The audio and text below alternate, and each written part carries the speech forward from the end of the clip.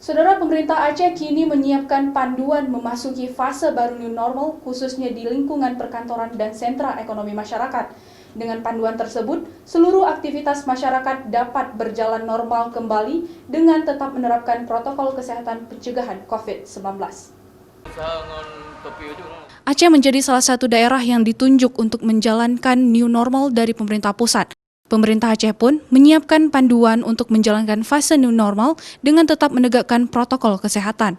Dalam waktu dekat, masyarakat sudah dapat kembali bekerja dan beraktivitas seperti hari-hari sebelum pandemi corona melanda.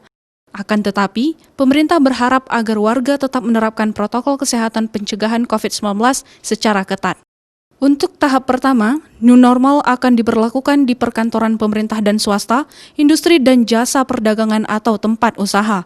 Sedangkan untuk memantau aturan itu, pemerintah menerapkan pengawasan melekat dan dipantau oleh masing-masing tim pencegahan COVID-19. Ya, new normal ini artinya bahwa COVID ini terus kita cegah dan kita tanggulangi dengan menegakkan protokol kesehatan, tetapi kita tetap berusaha semaksimal mungkin untuk bekerja senormal mungkin. Itu maksudnya daripada new normal tersebut.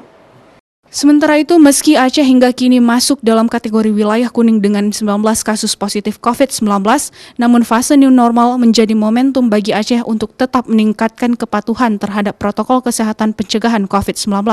Karena tidak adanya jaminan seseorang terbebas dari COVID-19 jika aturan protokol kesehatan diabaikan. Mustajab, Kompas TV, Banda Aceh.